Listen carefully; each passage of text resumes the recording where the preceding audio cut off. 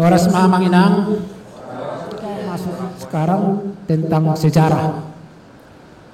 Kalau saya waktu SMA, inilah pelajaran yang paling tidak saya suka. Karena kalau ujian yang ditanya adalah tahun-tahun, nama-nama, tempat-tempat. Coba jelaskan tahun berapa kerajaan Singosari didirikan, siapa raja yang mendirikan, dan segala macamnya. Jadi kita dipaksa harus menghafal dan lain sebagainya. Nah, sama dengan kalau kita berbicara dengan sejarah gereja ini, saya agak bergumul juga karena ada dua bagian yang harus kita pahami. Pertama yang berkaitan dengan sejarah umum. Jadi penyelenggara amang penggawean sama Nang Sofi usulkan kemarin supaya yang ringkas-ringkas saja katanya. Nah, karena kalau kita nanti berbicara tentang sejarah gereja secara umum, pasti kita mulai akan melihat kapan gereja mulai berdiri dan di mana, apa kejadiannya, sampai perjalanan gereja itu merambat dari tempat asalnya, meluas dengan berbagai perjalanannya yang melelahkan, meletihkan, banyak tantangan, banyak hambatan, banyak tindasan, banyak penyiksaan, dan akhirnya bisa ditibakan sampai ke Indonesia. Harusnya ini kalau di sekolah tinggi teologi dipelajari 1 semester, tapi akan kita ringkas nanti bagaimana nanti bisa kita boleh untuk memberikan yang sekilas pandangnya. Karena yang kedua nanti saya nggak tahu HKBP itu sudah ditahe, karena di sana juga ada GKI. Nah, jadi GKI yang cinta HKBP karena ikut dia sekarang kan, berarti dia cinta HKBP. Memang dulu HKBP katanya. Nah, tapi saya udah bilang ya, walaupun kalian di GKI mungkin hanya badan kalian di GKI, pasti tondi kalian masih di HKBP. Nah, jadi minggu pertemuan kedua dan ketiga kita nanti akan melihat sejarah HKBP sejak mulai masuknya kekristenan ke tanah Batak dan kemudian perjalanannya sampai semua kemelut-kemelut yang ada di dalamnya dan pergerakannya sampai bagaimana HKBP Nagoloni telah dihantarkan menjadi satu gereja yang besar bukan hanya di tanah Batak, tetapi di Asia Tenggara termasuk satu gereja yang besar. Nah, itulah perjalanan sejarah. Jadi nanti sejarah umum ini kemalo bahita de wama beno la sabui keselesayon sehali pertemuanon, karena memang ini harus kita tuntaskan karena untuk pertemuan kedua sudah langsung ke sejarah gereja HKBP. Awalnya saya pikir kian lebih bagus langsung sejarah HKBP, tapi nggak enak juga. Bagaimana kita tahu tentang sejarah HKBP kalau tidak kita lihat perjalanan sejarah gereja itu dari awal. Yang pertama dulu namanya sejarah gereja. Berarti yang mau kita ceritakan, yang mau kita lihat adalah tentang gereja. Jadi tentu harus kita paham dulu tentang gereja. Kalau di sini kita sebutkan gereja adalah kumpulan atau persekutuan jemaat Kristen atau pengikut-pengikut daripada Kristus. Itu rumusan yang sangat sederhana tentang pengertian gereja. Walaupun nanti gereja itu harus kita pahami juga tentang bagaimana gereja itu kita artikan, baik itu secara lokal maupun secara universal. Maka ada dua perkataan yang biasa menyebutkan kata gereja ini. Yang pertama yaitu yang berasal dari bahasa Portugis, dari kata igreja. Jadi dari kata igreja ini akhirnya berasimilasi dalam bahasa Indonesia menjadi kata gereja. Ala kurang do bahasa seluar negara kita bahasa Indonesia kan, termasuk kata gereja ini. Ini bukan ada bahasa Melayu bahasa gereja. itu datang dari bahasa luar, termasuk ya kata lemari dan kata apalagi yang sudah dari bahasa-bahasa asing yang sudah diindonesiasikan. Jadi kata igreja itu dari bahasa Portugis itu juga untuk penyebutan kata gereja. Tapi kemudian ada yang dari bahasa aslinya, dari bahasa Yunani, yaitu dari kata eklesia. Dari kata eklesia itu terdiri dari dua kata, ex dan kaleo. Ex itu keluar, kaleo dipanggil. Jadi ex kaleo adalah dipanggil untuk keluar. Keluar dari mana? Ya tentu keluar dari kegelapan, keluar dari keterbelakangan untuk masuk di dalam persekutuan daripada terang Kristus. Nah, jadi eklesia ini lebih ya dekat kita artikan untuk menyatakan istilah secara jemaat. Jadi kata eklesia ini kita pakai biasanya untuk penyebutan kalau yang kita mau menyebutkan jemaat. Jemaat ini dan jemaat ini, atau boleh kita katakan secara gereja lokal. Tapi kalau kita nanti berbicara tentang gereja dari kata igreja itu menunjukkan pemahaman gereja itu secara umum. Itu makanya ada istilah gereja yang gereja dalam pengakuan iman sebenarnya ada itu, tapi nggak kita sebut gereja yang am. Sebenarnya HKBP pun sudah memutuskan bahwa dalam pengakuan iman itu kita sudah pakai kata gereja yang am. Kenapa ada pakai kata am? Ya kata am itu untuk menyebutkan gereja itu secara keseluruhan. Kita mengaku iman kita itu bersama dengan semua gereja secara keseluruhan di dunia ini tanpa membedakan denominasinya, tanpa membedakan apakah itu HKI, apakah itu GKI, apakah itu Katolik dan lain sebagainya. Maka kita mengaku dalam pengakuan iman kita atau credo kita itu dengan sebutan gereja yang am.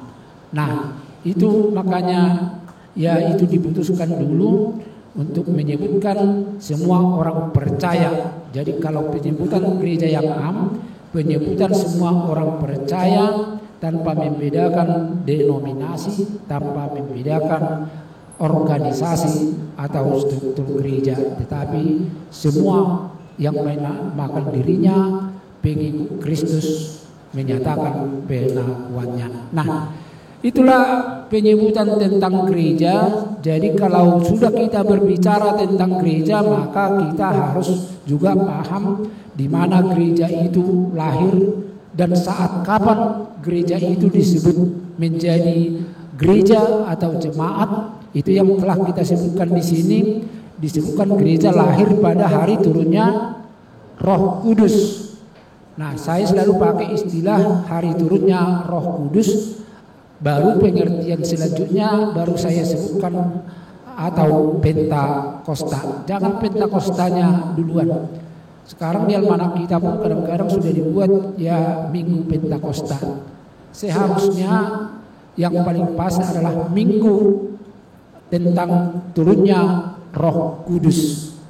Nah, itu yang menjadi dasar daripada penetapan lahirnya gereja. Baru dijelaskan kapan itu lahirnya atau kapan itu turunnya Roh Kudus.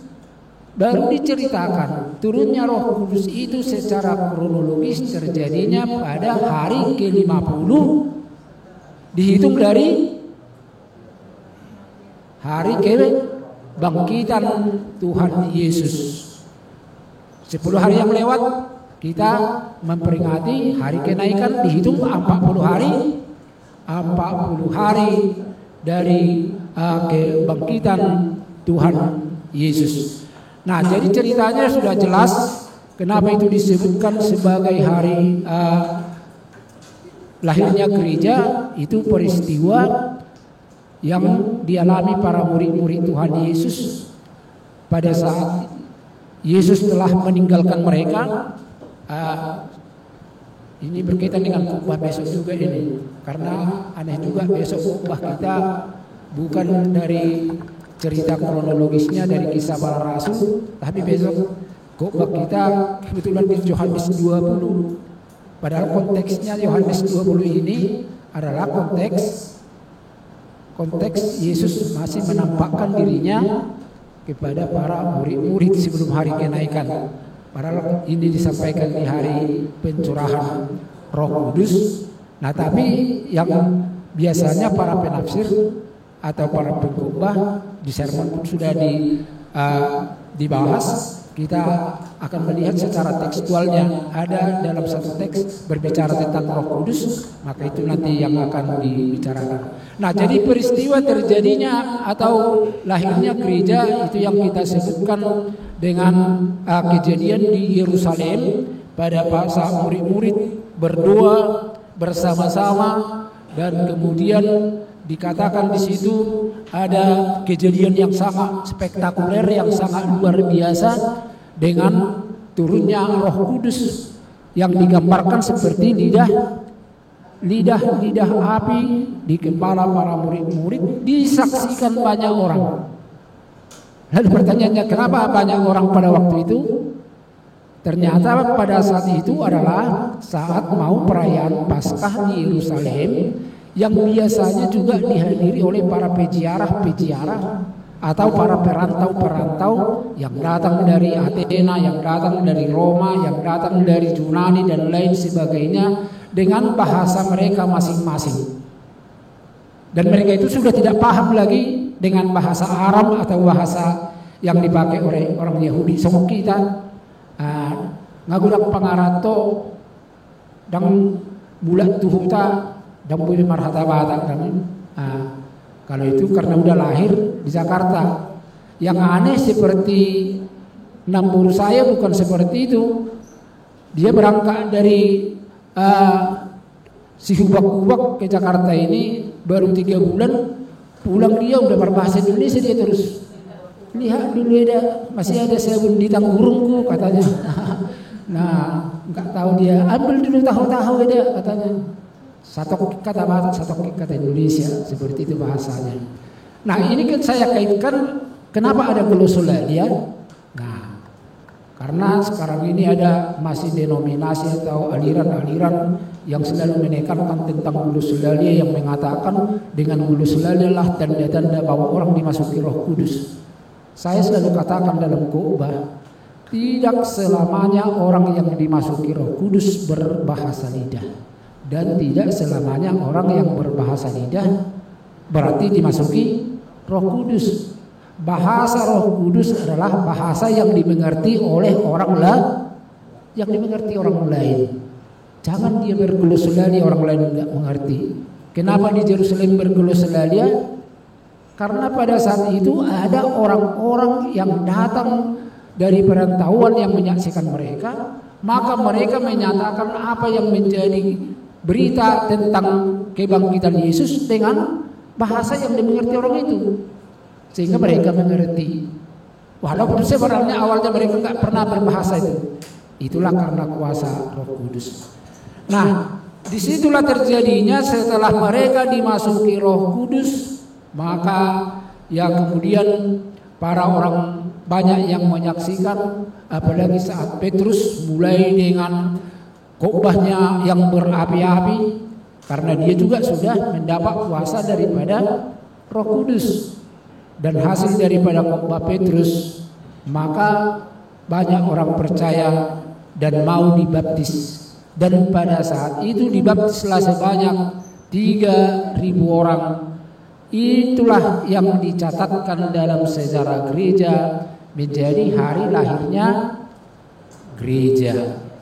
Jadi besok kalau kita Aisyah di hari 27 hari lahir gereja, maka sejarah gereja mencatat hari lahirnya gereja adalah pada saat hari turunnya Roh Kudus di Yerusalem, dan saat itu ada orang yang dibaptis sebanyak 3.000 orang. Nah, itulah hari lahirnya gereja. Lalu kemudian ternyata setelah gereja mulai, orang percaya mulai kelihatan karena mereka sudah dikuasai Roh Kudus, awalnya mereka kan takut. Itu makanya mereka bersembunyi-sembunyi, termasuk khotbah besok. Khotbah besok itu mereka berkumpul di satu ruangan yang dimasuki Yesus dari pintu yang terkunci. Nah, itu bedanya. Biasanya orang masuk dari pintu yang terbuka. Kalau besok tidak, Yesus masuk dari pintu yang terkunci. Dan disitulah dia menampakkan dirinya dan menyatakan bukti bahwa dia telah bangkit, supaya para murid-murid itu semakin teguh. Nah, itu makanya faktanya ditunjukkannya. Ada fakta natahe di batu itu sisiane menunjukkan bekas-bekas luka yang ada di tangan, yang dipaku, tapi dikatakan ada di dadanya. Aisodoh adorana dipaku. Karena dadanya juga ditusuk pakai limbing oleh itu yang jahat-jahat itulah, kita katakan yang jahat lah itu orang itu. Nah, sama Yesus yang baik kan itu, Yesus kan baik. Nah, jadi pergerakan daripada Roh Kudus inilah memang bukan mereka, sehingga mereka pulih keberaniannya, mulailah mereka bergerak. Tapi di samping itu, ini juga sudah menjadi ancaman, karena juga penangkapan Yesus dan eksekusi kepada Yesus juga adalah karena dianggap mereka menjadi ancaman, karena popularitas mereka telah sepertinya dianggap dirampas oleh Yesus. Itu makanya kebencian itu begitu bernyala-nyala, bagaimana supaya Yesus harus dibunuh. Dan tentunya apapun ceritanya, kalau sudah ada pemimpinnya, maka pengikutnya juga harus dibasmi, harus dibersihkan. Itu membuat para murid takut dan mereka mencari tempat-tempat yang agak terasing, dan pengejaran pun, penganiayaan terjadi kepada orang-orang percaya di Yerusalem. Dan bukti daripada penganiayaan itu yaitu kisah terjadinya mati syahid atau mati martir. Yang pertama Ima si Stefanus. Nah, jadi sudah kita lihat nanti, karena ada kaitannya begini. Saya juga sering katakan baik ke anak-anak sini, kenapa bisa seperti ini? Semua dulu orang tahu bahwa faktanya orang Kristen di hadapan mata penuh dengan penindasan, penyiksaan, penghambatan, pengejaran. Lalu kemudian yang menjadi yang sulit diterima akal adalah kenapa justru orang semakin berduyun-duyun untuk masuk menjadi pengikut Yesus. Kita kalau sudah di depan mata kita jelas kita lihat, di partai sana rusuh, di partai sana wah ada bunuh-bunuhan, dan mana kita lagi mungkin mau masuk komunitas tersebut. Kita selalu mencari yang zona aman, bahkan yang kira-kira ada janjinya yang meninabukan. Kan itu sekarang makanya orang selalu kalau melakukan kampanyenya kan enak-enak didengarkan. Nah, jadi itu nanti bisa menjadi bahan diskusi, itu kok bisa terjadi. Tapi yang jelas di sini faktanya bahwa ya orang Kristen itu sejak awal mendapat penyiksaan sampai dengan mati syahidnya Stefanus, dan itu tentu ya akan semakin menghambat sebenarnya. Tapi ternyata tidak. Nah, dan pada saat itu ada sosok yang sangat luar biasa, yang sangat fanatik keyahudiannya yang masih muda, yaitu Saulus. Nah, inilah yang mendapatkan mandat dari Mahkamah Agama atau dari Sanhedrin supaya dia memimpin pengejaran dan penganiayaan dan penangkapan pada orang-orang Kristen. Termasuk di depan Saulus lah Stefanus mati dirajam. Hukum rajam do warni songon napinak ini tetangga tahun lebih molo lihat cerong lebih hukum rajam molo alokna terdapat yang tertangkap melakukan dosa-dosa yang mengerikan, karena memang dia mati dilempari dengan batu. Nah, jadi pengejaran yang dipimpin oleh Saulus yang sampai mematikan Stefanus inilah akhirnya menjadikan para murid mulai mencari perlindungan yang tentunya solusinya harus keluar dari Yerusalem atau dari Palestina. Maka itu munculnya mereka pergi ke luar kota, termasuk ke daerah Mesopotamia atau daerah Syria, dan kemudian dengan pergerakan itulah kemudian para murid boleh nyaman di daerah Antioquia, dan di situ juga boleh komunitas itu semakin berkembang, dan akhirnya muncul lagi persekutuan baru di luar Palestina. Kalau tadi kita katakan dalam sejarahnya gereja lahir pertama di Yerusalem, berarti masih di Palestina. Lalu kemudian gereja yang pertama lahir di luar Palestina, di luar keyahudian adalah di Antioquia, Syria, dan itu sudah di luar daripada Yerusalem atau di luar Palestina. Dan kemudian persekutuan jemaat-jemaat yang mulai bertumbuh, yang mulai ada komunitasnya, inilah dalam sejarah gereja yang dicatatkan dengan istilah gereja mula-mula. Ya, dibagi istilah gereja mula-mula. Memang kalau di teologi itu bahasa yang umum. Jadi kalau kita berbicara tentang awal gereja, maka yang kita bicarakan adalah gereja mula-mula. Gereja mula-mula ini adalah gereja di Palestina dan sekitarnya, khususnya gereja-gereja yang berdiri atas pekerjaan daripada murid-murid Tuhan Yesus. Adong suku-suku nolak ini asal takas-takas. Ya. Oke, Emang, silakan. Berbeda namanya lahirnya gereja dengan gereja mula-mula ya.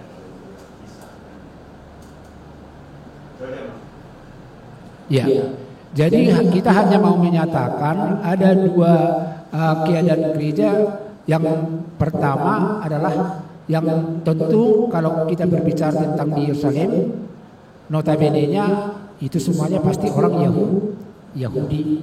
Itu masih orang Yahudi tulen, yang gereja yang berdiri di Palestina. Tapi kemudian nanti kalau sudah keluar dari Palestina, walaupun masih didominasi nanti oleh orang Yahudi, tapi sudah mulai ada nanti percampuran, apalagi nanti setelah mulai pekabaran Injil daripada Paulus. Jangan lupa Paulus itu adalah rasul non-Yahudi. Nah, kalau Petrus dan lain-lainnya semua mereka masih di seputar kepada orang-orang Yahudi, kepada saudara-saudaranya. Tapi kalau kita nanti sudah berbicara tentang Paulus, berarti itu sudah berbicara tentang orang-orang yang non-Yahudi. Makanya Paulus itu sering disebut dengan rasul non-Yahudi. Nah, ada yang kamang? Ya, Mang Barat.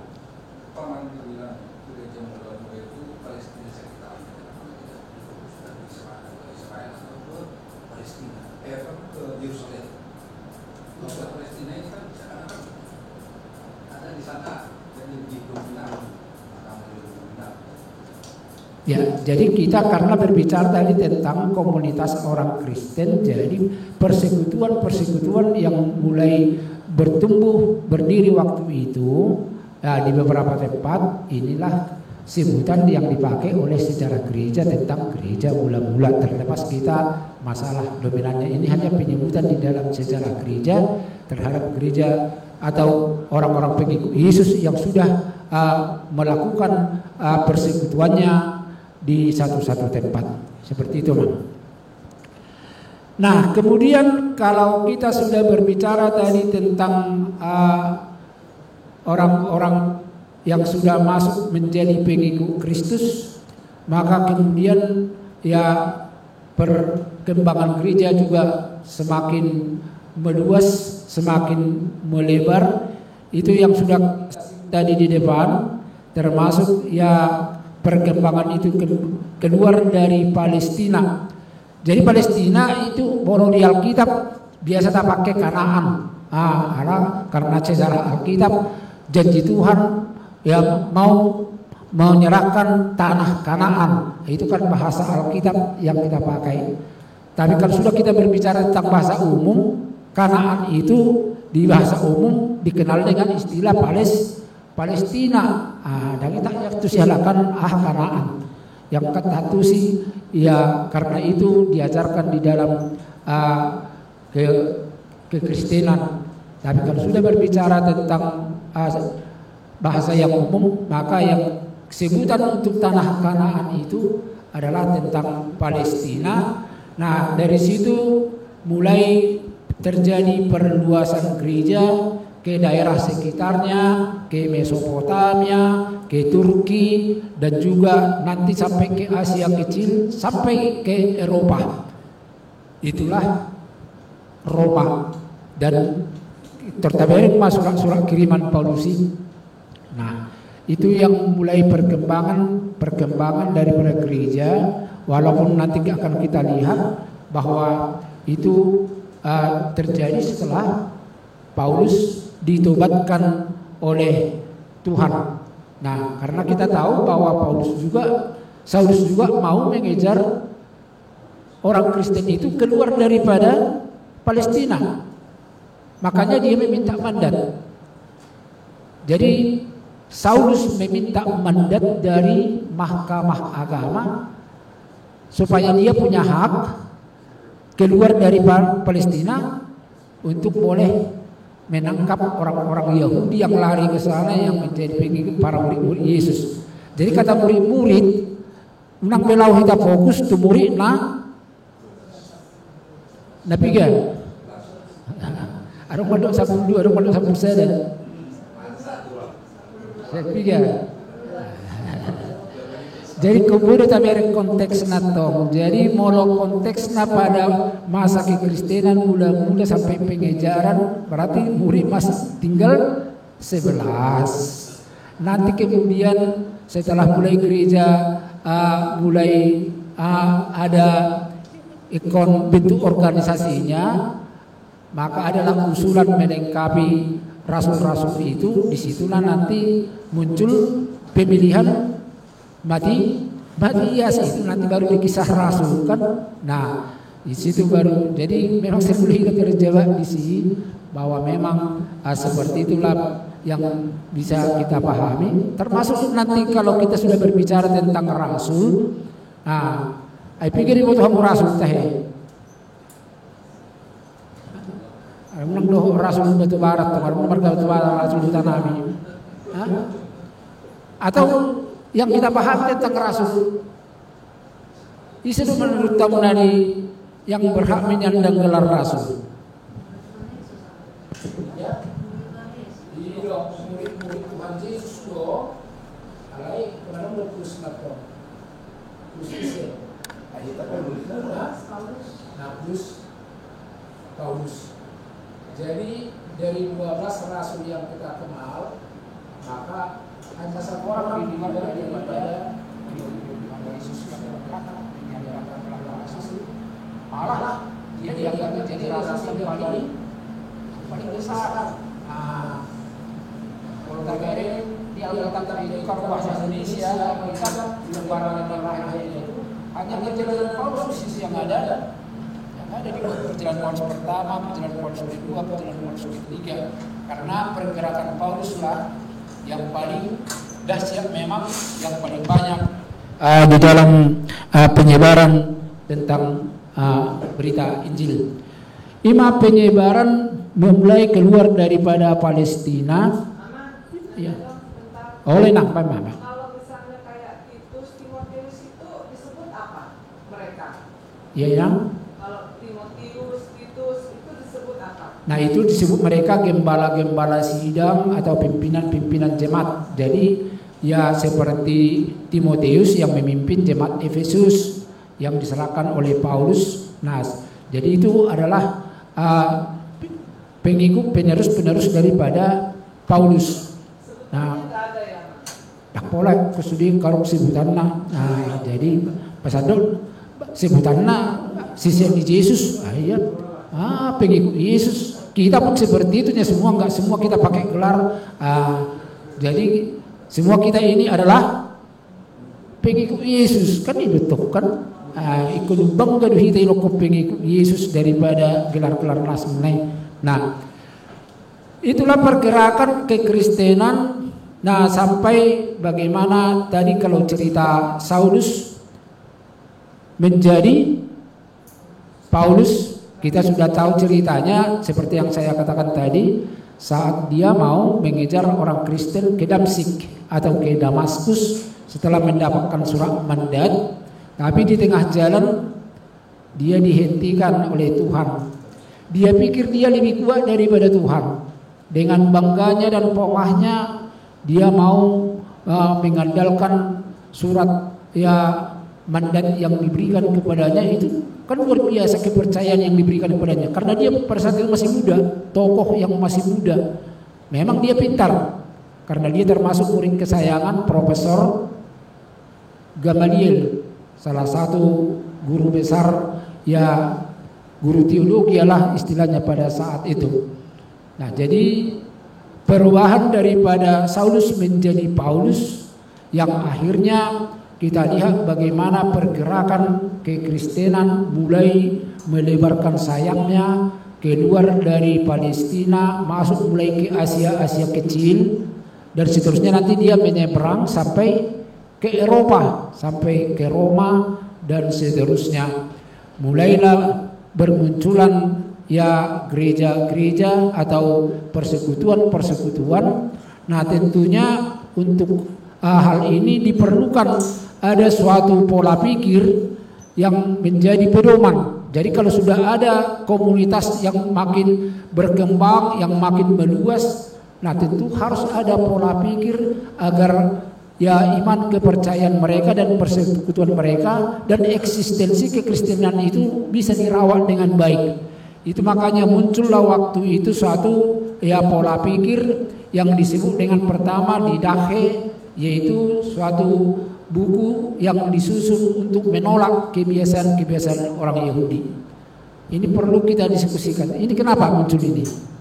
Kenapa dikatakan di sini perlu ada satu buku menolak kebiasaan-kebiasaan orang Yahudi? Kalau kita nabui memahami masa sudah perlunya pola tikidung dan bidang hak Kristen ini ada pikiran yang muncul harus ada suatu pedoman untuk menolak kebiasaan-kebiasaan Yahudi. Itu kira-kira karena apa? Enggak, maksudnya karena apa kira-kira latar belakangnya muncul seperti itu?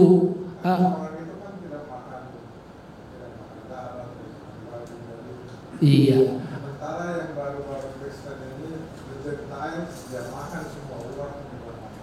Nah, jadi kita bahasakanlah seperti ini. Karena mereka masih baru istilah membahasakannya. Mereka masih fanatik terhadap ajaran Yahudinya dan mau dibawakan padahal mereka sudah Kristen, termasuk berpuasa, termasuk sunat, termasuk Taurat yang mereka pelajari. Kok bisa lagi? Kita sudah mau masuk ke dalam suatu pola hidup yang baru, pola hidup dalam Kristus. Padahal pertentangan dogmatik yang sering kita lihat adalah ketika orang masih dikuasai oleh hukum Taurat. Kita sudah dibebaskan oleh Kristus dari jerat hukum Taurat. Padahal mereka masih mau menanamkan itu lagi di tengah-tengah persekutuan. Padahal itu sudah komunitas orang-orang yang sudah merelakan dirinya jadi pengikut Kristus.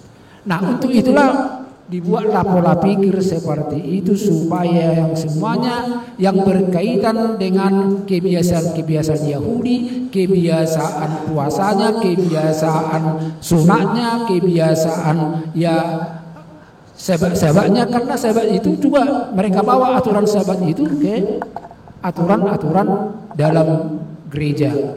Nah, itu harus di stop. Walaupun sebenarnya saya bilang enak dihidahlah ke bibi, saya situ masih banyak pengaruh-pengaruh ada budaya dan kebiasaan nenek moyang kita, walaupun kita sudah menjadi orang Kristen. Akka dia mana na iulah kamu debe nang Kristen kamu alai saya tengok debe kebiasaan nyo putih. Oke. Jadi kalau tak Kristen tuh nih, kita Kristen tuh memang kalhuli, itu. Ya termasuk kebiasaan borolau tuh kuburan, saya dianggap di kuburan ini adong akka nabu isihatan, adong lebih akka inata, ibuan debe makanan kesukaannya matai, nabi nomeda nanti kelau manaruh tu sandigu, gua saudi cak caiwa, basil ramatai na, ibu masak caiwa muse, sama itu. Kalau kita dengar mau ngomong-ngomong dia di kuburan itu kan, amani unang pasok buholang na udah nengese men PTN anak kota maulid na matematika inungani banada katanya. Bapak suaminya itu juga nggak tahu matematika. Nah, ya, loh. Setelah Yesus bangkit dari kematian, maka kematian jauh hamatian di dia sormi jauh hamatian di dia monangami. Hai maut, di mana sengatmu? Tak ada lagi kekuatan kematian. Makanya kalau orang percaya Yesus yang telah bangkit, maka dia tidak percaya lagi bahwa ada kuasa di dalam kematian. Itu makanya dulu kenapa gereja mentradisikan di kuburan marbuha-buha ijuk. Sekarang nggak tahu lagi kita asal dibaik-baik nama buah. Itu ingin mengatakan kepada orang-orang, kan dibawa anak-anak semua ke sana. Hei, lihat anak-anak, kita di kuburan kan katanya. Dia ada di sini begu. Gak ada. Ada di sini hantu? Gak ada. Ingin dikatakan kita sekarang di kuburan ini tidak ada lagi kuasa. Nah, itu mau dikatakan. Jadi ketika kebiasaan-kebiasaan itu ya seperti yang saya katakan tadi, masih banyak kebiasaan yang dianut oleh nenek moyang kita masih ya secara tak langsung masih kita lakukan walaupun kita sudah Kristen. Nah, itu makanya dibuat ini. Lalu kemudian ada sorak-sorak Ignatius, yaitu untuk menekankan persatuan orang-orang percaya dengan Kristus. Jadi mulai ada alat-alat perekat supaya kesatuan itu ya, betul-betul yang mengkristal dia. Nah, itu kaitannya tadi. Kalau saya katakan tadi di awal, orang tahu. Orang lihat, fakta ada di depan mata. Kekristenan itu sangat mengerikan. Ada penyiksaan, pengejaran, penganiayaan, hambatan. Belum tiga-tiga pada orang laku tiga-tiga anak. Orang tuh hori, tiga-tiga di Kristen di katanya.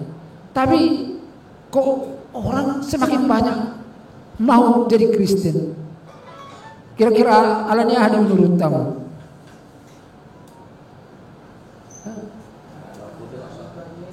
Iya, buat pengajaran di Jesusinan kasih.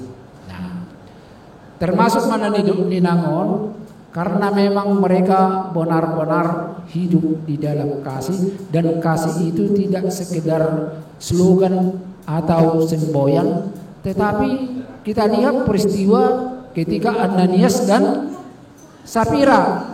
Tengok do peristiwa Ananias dan Sapira. Nah, itu peristiwa karena mereka semua bergerak untuk menjual akka hartana, akka orang. yang kaya dijuali sebagian hartanya untuk kepentingan bersama.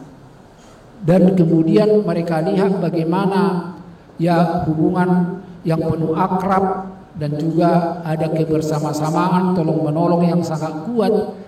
Ini daya tarik yang menguat daripada orang lain masuk ke Kristenan. Jadi saya katakan, kenapa Mahatma Gandhi tak mau jadi Kristen? Padahal dia mengakui dan sangat suka dengan Injil. Mahatma Gandhi seorang pemimpin India yang sangat besar. Dia menyukai Injil, tidak mau menjadi Kristenan.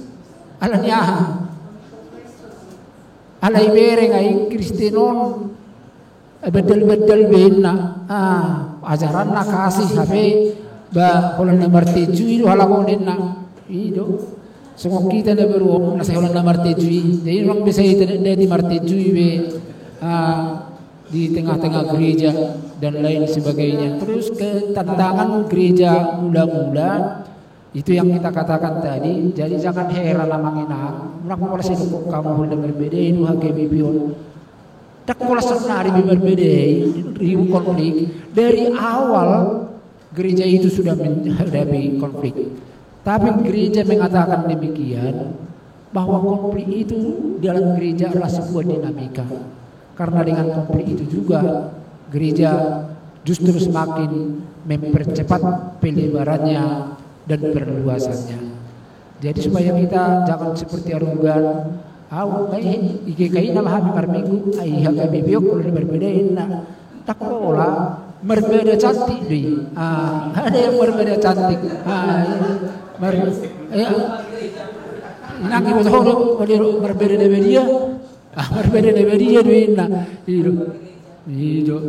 Jadi ternyata sejak awal sudah banyak kejadian-kejadian kekisruhan dan termasuk Mauni itu banyak di gereja mula-mula rupanya sudah terjadi juga ajaran palsu. Persoalannya ajaran palsu ini bukan datang dari luar, datang dari dalam gereja itu sendiri. Bermunculanlah nabi-nabi palsu, pengajar-pengajar palsu, adalah yang menjual teologianya, menjual ajarannya dan lain sebagainya. Nah, itu sudah terjadi pada gereja mula-mula. Maka untuk menghempang ini ya maka para pemimpin gereja dulu mencoba menyusun Alkitab yang disebut dengan Perjanjian Baru. Ada sesungguhnya tadi untuk bahasa Perjanjian Baru. Jadi kan opeta boto bahwa ternyata yang pertama disusun Alkitab yang dipakai orang Kristen adalah Perjanjian Baru.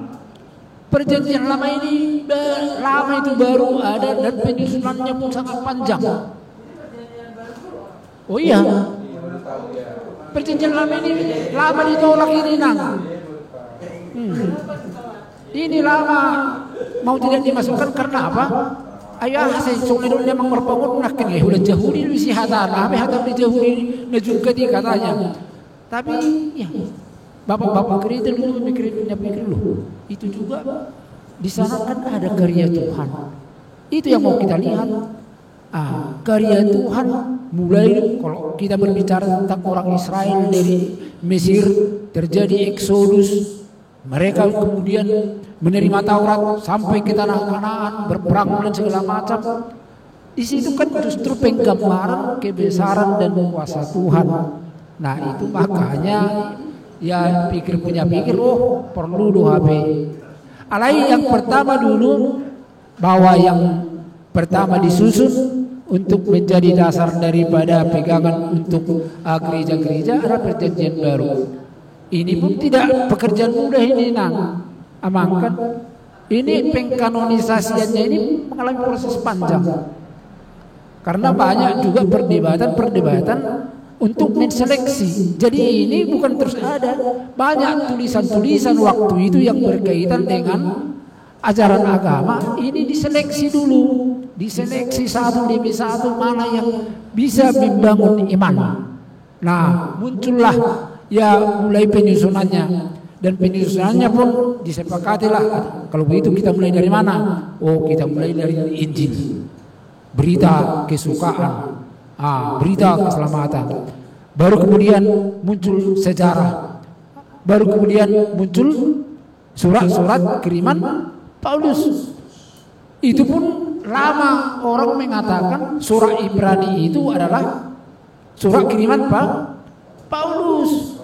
Lalu diteliti, walaupun banyak persamaan bahasa dan teologianya, tetapi banyak perbedaannya, maka akhirnya diputuskan surat Ibrani itu bukan surat kiriman Paulus, tapi surat kiriman dari seseorang. Tapi setelah dilihat isinya begitu sangat membangun untuk kepercayaan, maka dimasukkan. Itulah yang disebut dengan proses pengkanonisasian. Nah, jadi yang jelas dulu kembali kepada Keletop. Nah, bahwa yang pertama disusun adalah perjanjian baru, kemudian merumuskan kepercayaan dalam satu kredo yang kemudian dikenal dengan pengakuan iman rasuli. Ibu tahu pengakuan iman rasuli kita Persea. Nah, ibu tahu juga pengakuan iman di tanda gereja sampai sekarang. Ada 3 pengakuan iman yang dipakai oleh gereja di dunia ini. Salah satu yang kita pakai dan yang kebanyakan memakai adalah pengakuan iman rasuli. Kemudian ada pengakuan iman Nisea. Kemudian ada pengakuan iman Athanasius. Ada muna hidung jemaat Mehmet yang kecil. Kalau ada nanti yang lihat di halaman belakang, ada itu pengakuan iman Nisea. Semua sama substansinya. Percaya kepada Allah Bapa, Anak, dan Roh Kudus. Saya belum berbicara di sini tentang Trinitatis. Mungkin ada yang sudah masuk untuk membicarakan doktrin atau dogma berkaitan dengan Trinitatis. Tapi isinya sama, walaupun panjangnya beda. Pengakuan iman rasuli ini secara implisit ada dalam Alkitab. Tetapi kalau kita cari secara gamblang itu tidak tertulis dalam Alkitab. Jadi satu dulu hamu manang di Matius, manang di Markus itu pengakuan iman rasul. Jangan dong. Beda dengan hukum Taurat. Hukum Taurat orang bukan di Alkitab. Ya. Dua bapak kami dong, gimana maksud? Anda yang ngomong, dong di Alkitab tertulis semua ini. Hukum Taurat adong. Pengakuan iman rasuli itu molo semua ini langsung tidak ada secara implisit, dia dirumuskan. Itu makanya dikatakan dirumuskan oleh bapak-bapak gereja dari apa yang ada di dalam kitab Injil atau dalam kitab Perjanjian Baru. Jadi itu dasarnya. Maka adalah rumusan pengakuan iman. Pengakuan iman kepada Allah Bapa, kepada Allah Anak, dan kepada Allah Roh Kudus. Walaupun awalnya banyak membingungkan, berarti itu Tuhan ialah Kristen. Nah, setelah itu muncullah penjelasan yang berkaitan dengan Tritunggal atau Trinitas atau Trinitatis, Tritunggal itu sebutan-sebutan menggambarkan Allah yang satu yang bekerja dalam 3 eksistensi. Allah Bapa, Allah pencipta langit dan bumi, Allah yang menjadi manusia di dalam Yesus, Allah yang menjadi roh di dalam Roh Kudus. Jadi melamar pesta hingga bersuku tentang peringatan Roh Kudus bukan Allah yang lain, Allah yang datang di dalam roh. Itu alai di dogma harus masuk ke dogma 3 belum ya. Nah, kemudian terjadi penyusunan struktur gereja. Tahu sih kalau ada organisasi harus ada ya strukturnya supaya ya kemudian bisa berjalan dengan baik.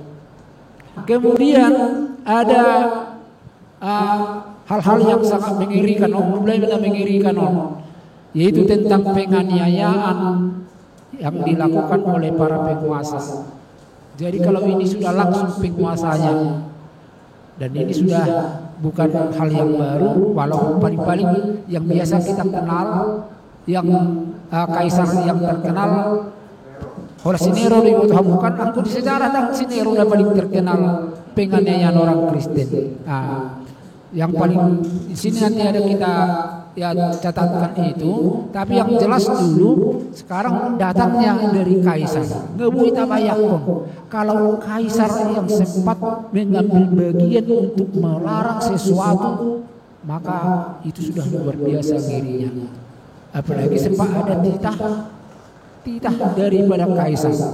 Kalau kaisar membuat titah, maka seluruh rakyat di bawah kekaisaran harus tunduk pada titah raja dan itulah yang terjadi, yang dialami oleh orang Kristen, karena yang kita tahu pada saat itu kekaisaran yang terbesar dan terluas dan yang paling berpengaruh adalah kekaisaran Romawi. Nama kekaisaran atau paling terakhir Dumaka Babilonia, Syria, Persia, Mesir.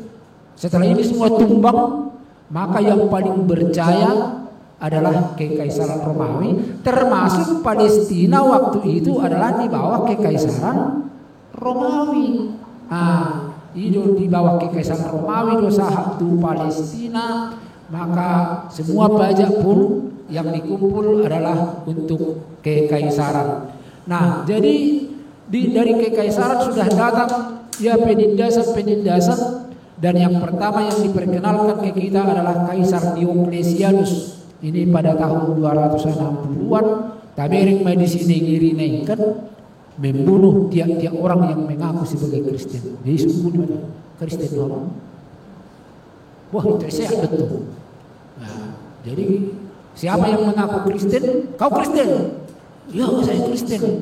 Ditindas, bunuh, dan lain sebagainya. Itulah orang sudah perintah daripada kaisar. Kemudian membakar gedung-gedung pertemuan. Jadi cari di mana diketahui ada tempat-tempat yang menjadi pertemuan orang-orang yang menjadi pengikut Yesus, bakar, luluh lantakkan, dan kemudian mencari dan membakar Alkitab. Tabayang waktu itu belum tertulis secara permanen tadi tahun 260 kan. Baru tahun 400-an perjanjian baru itu masih tulisan-tulisan yang terpisah-pisah. Kan seperti itu, ada gulungan-gulungan, ada tulisan-tulisan, itu masih mereka pakai untuk pengajaran. Itu pun dicari semua lalu dibakar. Itu yang terjadi pada Kaisar Diocletianus. Tapi terima kasih pada Tuhan.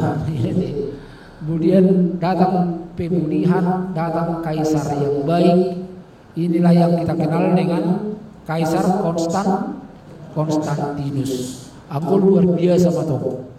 Tabering luar biasa bahwa seluruh kekaisaran dijadikan menjadi pengikut Kristus. Dakarong nabui baju pada dari kaisar. Ketika titah turun dari atas, maka semua para pekerja-pekerja kekaisaran berangkat mengumumkan titah kaisar bahwa kita semuanya diharuskan menjadi pengikut Kristus. Nggak boleh tabayangkan luas kekaisaran Romawi. Dengan perintah kaisar yang seperti itu, lalu kemudian agama Kristen dijadikan jadi agama resmi kekaisaran. Bertanggung-tanggung, kan? Agama yang berlaku di sini adalah agama Kristen. Budi bayang kamu juga hidup di negara tahun, agama yang resmi berlaku di sini adalah agama Islam. Buhala itu kan? Alay untuk lumulay na juro nama saya di marupikan. Dapat may ngono pitu tahe. Dapat Konghucu, dapat saya aliran-aliran kepercayaan. Kayak hidup saksi jauh bahkan hidup pada termasuk saksi jauh naik ngasah diakui menjadi agama yang aliran yang diakui di negeri kita ini. Kemudian pembangunan gereja atau ya ruang pertemuan dibantu. Yang paling hebat, hari Minggu ditetapkan menjadi hari libur resmi. Pengaruh di tanah yang bandayo, tentang luar biasa itu orang di saat Indonesia, pas nang cuma ibadah besok. Bah, gimana? Tapi aku kamu mau lihat itu hari kan? Coba itu kau kalau dampe, ayah kamu sampai deh kok jadi hari Minggu? Tidak. Mulai sekarang hari Jumat ini, ama kecilnya ini dulu. Tapi karena memang itu hebatnya sudah peraturan internasional dan diberlakukan di semua dunia ini, ya, di kita ini pun hari Minggu menjadi hari libur resmi. Alainan tarung sokong kalau Kristen kita hari Minggu hari libur. Saya kira sini saya bilang itu jangan pernah bilang hari Minggu itu hari libur, tapi hari Tuhan. Sakata Domingos doi. Hari Minggu berasal dari kata Domingos, bahasa Portugis, artinya hari itu Tuhan. Makanya sekolah Minggu bilang hari ini ya itu. Maklum sekolah Minggu kita mandok hari Tuhan. Anggu hita kepandok libur 2 minggu buat dia mahita kan hari libur 2 minggu itu dia mahita. Tu puncak hita. Ahamal langota isi matalang main negara isi malang tangan ala. Nah itulah kemudian perjanjian baru diterbitkan ke dalam bahasa Yunani dan ke dalam bahasa Latin. Kenapa dua bahasa ini yang populer menurut kamu? Ada dua bahasa untuk memin dunia waktu itu kan?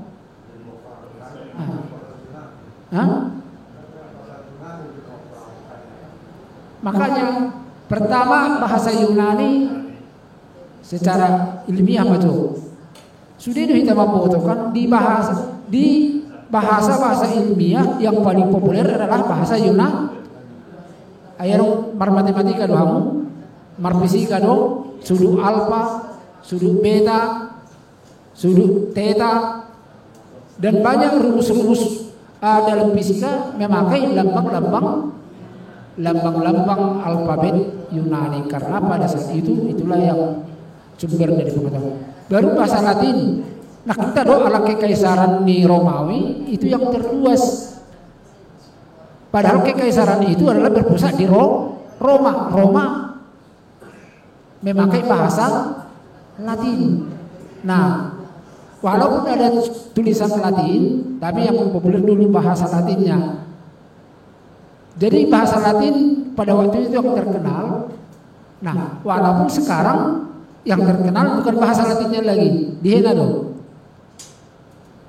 Loh. Sekarang bukan bahasa Latinnya yang terkenal, apanya? A, B, C, D. Tulisannya kita memakai apa sekarang? Huruf Latin. Nah ya, sampai satu gajung di sini husuk satu tak tahu. Kamu anak SMA, kamu menulis setiap hari, tak tahu kamu tulisanmu itu huruf apa. Dan itu waktu lain tulisan Latin. Saya itu tulisan Indonesia. Ini dia numpuk Indonesia foto. Ucap lebih apa tak? Anggur apa lebih tulisan ahamana rata lapa saya gajah bawa kacanya kan itu. Nah jadi itu makanya kedua bahasa ini diterjemahkan perjanjian baru yaitu bahasa Yunani yang disebut dengan teks Bizantium dan kemudian ke teks Vulgata. Nah jadi kemudian ya dan selamanya kejayaan itu ternyata kekaisaran Romawi pun juga babak belur dan akhirnya terpecah. Kenapa ini penting? Karena perpecahan kekaisaran Romawi sangat berpengaruh dengan perpecahan gereja. Nah, perpecahan kekaisaran Romawi tapi menyebabkan kekaisaran Romawi pecah yang bagian timur dikuasai oleh Islam dan bagian barat dikuasai oleh suku barbar. Jadi kita mau tahu kekuasaan di Islam pada abad ke-7. Tadi saya bilang ke sana, bahkan gereja mula-mula yang kita bicarakan tadi, yang dibangun atau yang didirikan di masa-masa ya para rasul, termasuk Tesalonika, tapi paling nyata adalah gereja yang di Konstantinopel. Isa baru sa Konstantinopel. Nah, terima to amang ibarpaung do. Hamu ibo to hamu do dia Konstantinopel. Atau suku amang barpaung dia orang Konstantinopel. Itulah kota Istanbul sekarang, yang di Turki itu dulu adalah kota pusat gereja. Pusat gereja sebelah timur adalah Konstantinopel. Tetapi setelah kekuasaan Islam pada abad ke-7 dikuasailah ini, namanya pun dirubah menjadi Istanbul oleh Raja Ottoman II, dan semua diislamkan. Tapi yang umat Turki Kristik itu himpani. Tapi akhirnya ya walaupun sekarang dikatakan mereka Islam yang sekuler. Ada nggak orang bercerita lebih sih? Ada orang? Sekarang banyak sudah program presidennya banyak. Oh iya. Iya. Dulu sih kalau masih Mustafa masih nasionalis sampai tahun 50-an. Sama bekas gerejanya itu katanya sudah mau dibuat masjid.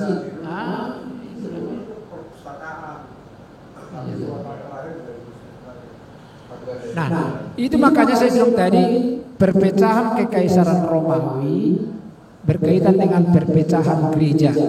Itu terjadi pada tahun 1054. Itu yang kita bicarakan barusan, yang di Konstantinopel. Nah, kemudian sebagai pusat kekaisaran Romawi Timur, dan kemudian mereka tidak mengakui paus. Itu mereka tidak mengakui paus sebagai kepala gereja, tetapi yang berpusat di Roma mereka memakai bahasa Latin dan mengakui paus sebagai kepala gereja. Dan ini juga berkembang kemudian, dan gereja yang berpusat di Konstantinopel itulah cikal bakal dan embrio gereja yang di Rusia sekarang dan di Ukraina, gereja Halakopel Ortodoks Timur. Jadi sangat miris tuh kita namar porangi Kristen dui. Orang Ukraina itu adalah jemaat Kristen Ortodoks Timur. Juga Rusia adalah orang-orang kebanyakan penganut gereja Ortodoks Timur. Jadi Kristen di namar porangi main nama si Bosaka Usano. Nah, itu ngerinya. Jadi itu perpecahan dulu, makanya kalau dikatakan gereja Ortodoks Timur itu kebanyakan atau berpusat di daerah-daerah Uni Soviet dulu, termasuk di Rusia. Kalau gereja Anglikan yang di Inggris itu karena juga pertentangan antara kerajaan Inggris dengan paus dan petinggi gereja Roma Katolik, maka mereka memisahkan diri. Saya tidak tahu persis apakah Anglikan ini lebih condong ke Protestan atau ke Katolik. Tetap Katolik, tapi mereka pisah dari kepausan. Tapi tidak patuh kepada paus, tapi patuh kepada rajanya Inggris, karena dulu paus mengeluarkan mereka karena paus rajanya kawin dengan janda. Itu ceritanya. Iya, ada sejarahnya dulu, makanya ada perpecahan itu.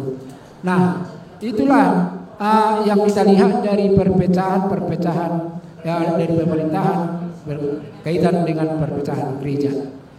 Adong nanay patang kasuk tatan utus ya kama asa jelas-jelas ya tangga dong be ya. Selanjutnya ya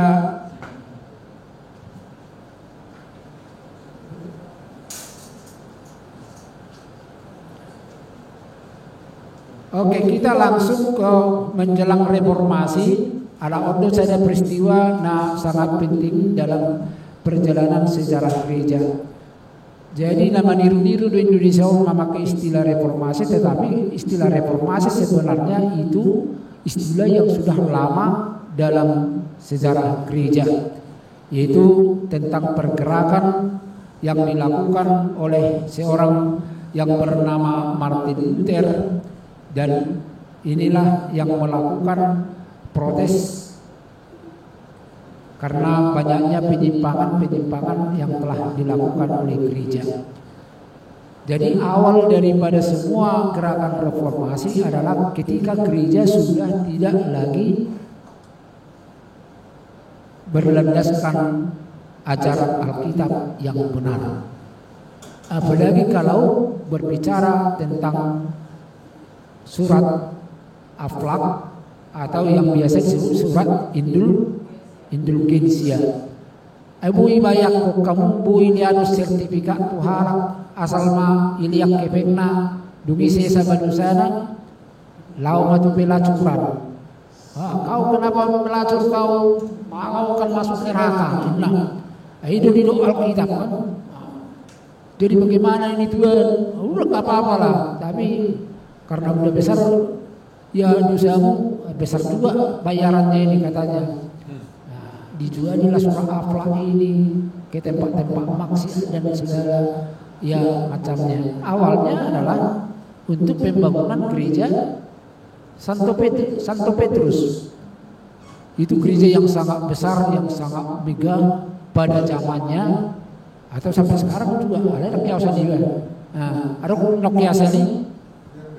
Iya, gereja Santo Petrus. Nah, itu hasil daripada penjualan surah Akhlak, surat penghapusan dosa. Tabayak kuma bui geriso surat penghapusan dosa. Dan inilah ya salah satu daripada penyimpangan yang dilihat oleh Martin Luther. Maka dia menempelkan 95 dalil di pintu gereja Wittenberg, Jerman. Dan mulai dari situlah terjadi pertentangan antara Martin Luther dan gereja Roma Katolik yang dipimpin oleh Paus, dan bahkan Martin Luther sempat terancam nyawanya. Untuknya dia dilindungi oleh salah seorang ya penguasa di Jerman, dan pada akhirnya sudah dapat kita lihat bagaimana kemudian gereja menjadi terpecah antara Protestan dan Katolik. Walaupun kemudian di Protestan ini masih ada pengelompokannya antara Lutheran, kemudian ada lagi Calvinis, ada lagi gereja aliran-aliran lain. Walaupun tidak begitu jauh ya perbedaannya, tapi itulah perpecahan gereja yang terdahsyat sepanjang sejarah gereja.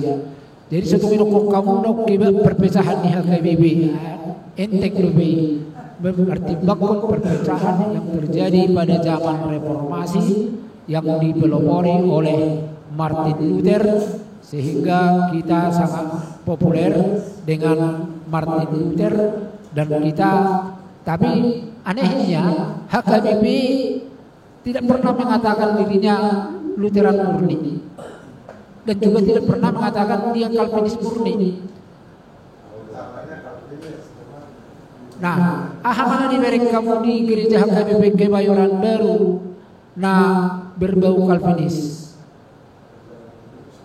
Tidak, kalau pertemuan kudus kita tetap seperti Lutheran. Altar gerejanya. Jadi rakyat ada paruhau lihat malam kita para lau pengetahuan tentu sih. Jadi biasanya dari altar gerejanya orang ini altar orang ini kayak Calvinis.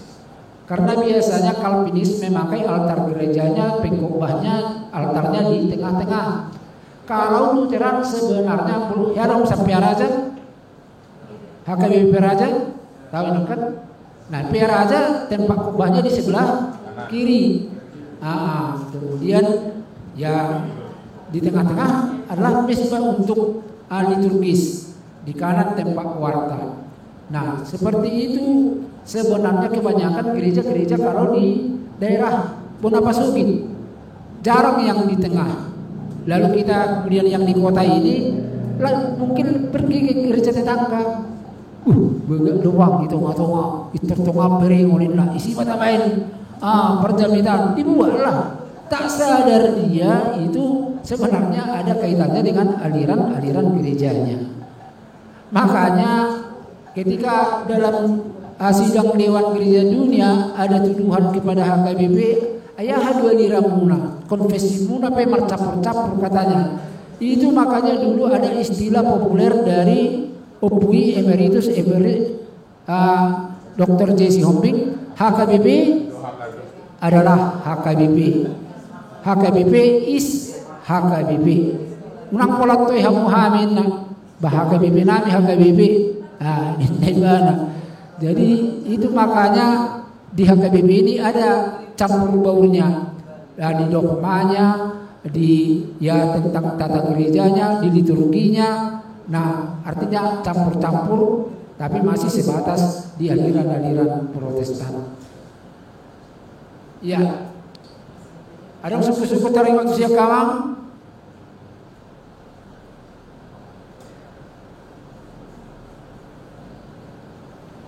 Mulu sadong benga, habis. Tasabung matubing na nengro.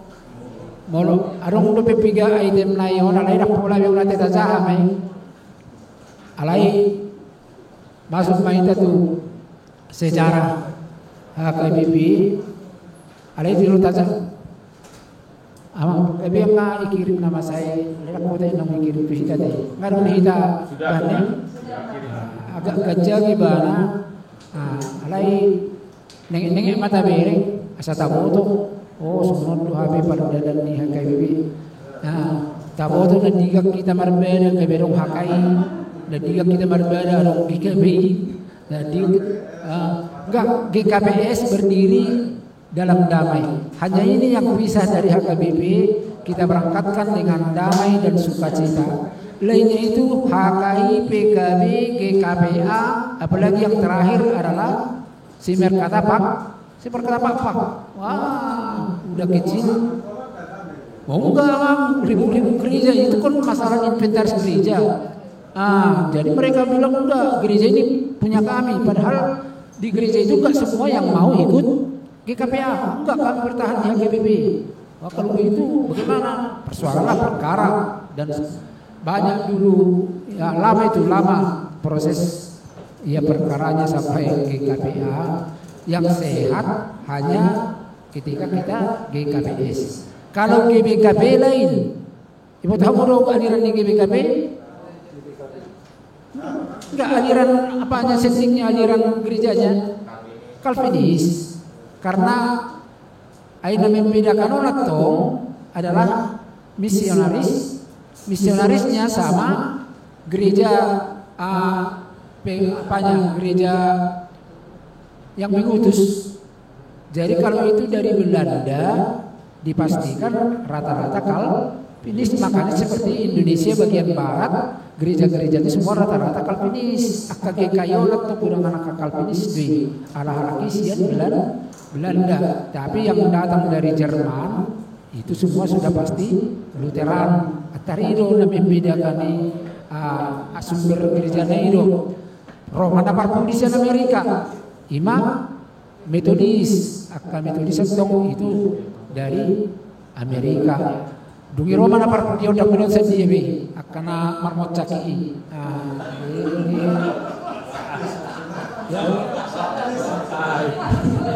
Na marmot mana? Ayo tanah marmot caki. Kalau GPD udah lama, GPD juga memang dari Amerika. Biasanya gereja-gereja yang aliran Pentakostal sama gereja-gereja yang karismatik itu memang dari sana. Iya, dari Amerika kan. Sebenarnya di Amerika paling banyak sebenarnya denominasi. Termasuk di sini tadi kan paling banyak katanya di sini denominasi gereja. Jadi ilo orang pola herak kita, ayah mulai tersesat dari gitu, mulai berbeda. Orang sana lebih dari kita.